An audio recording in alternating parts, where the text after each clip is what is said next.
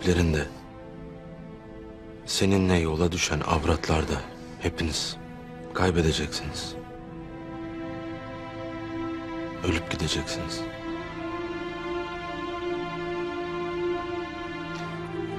Cenk ölünce kaybedilmez ağabey.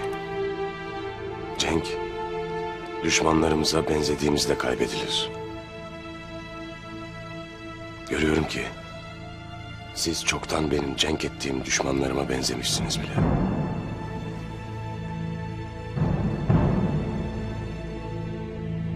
Masum bir çocuğu boğmaya kalkarak, otağda altınla bey satın alarak, çoktan yaptınız düşmanlarınızı. Ertuğrul! Gayrı başka söze hacet yoktur.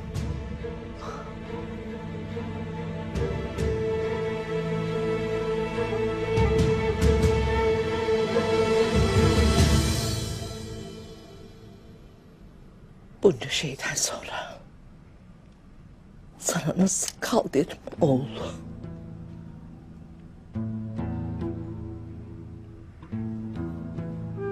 Git desem. Gönlüm nasıl razı gelir?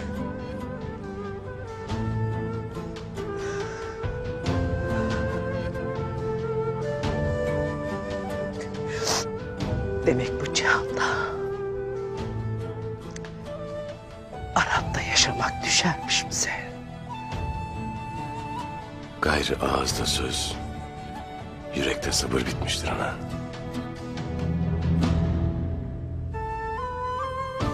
Allah kalanların da gidenlerin de yardımcısı olsun.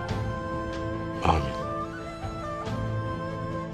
Şehzade Yiğit'i sultana teslim et Ertuğrul. Aksi halde onun kaderi sizin de kaderiniz olur. Sakın bu sözünü unutmayasın. Her daim sultanımızın adaletine inandım ağabey. Gerekeni yapacağım. Merak etmeyiz.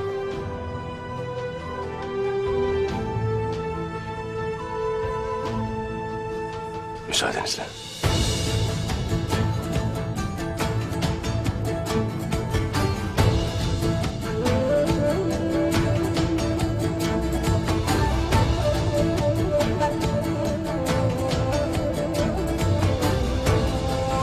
Halime.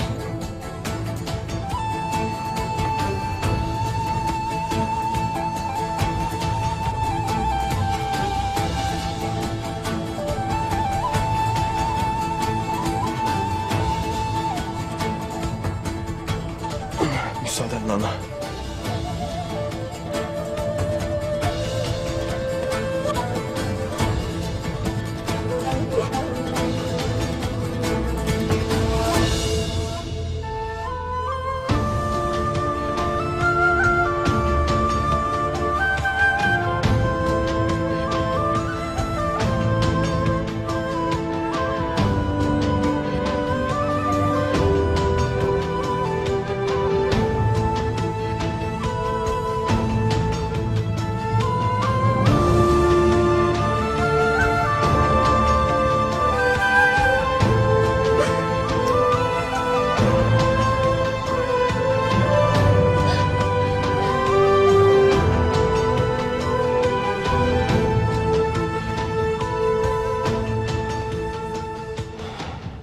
Yarın Ahlat'a gideceğim.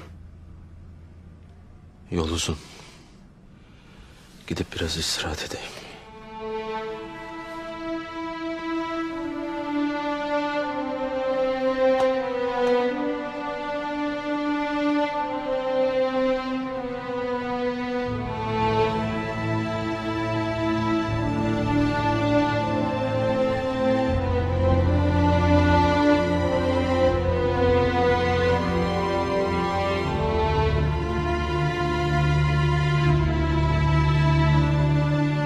Aha bu kaşık.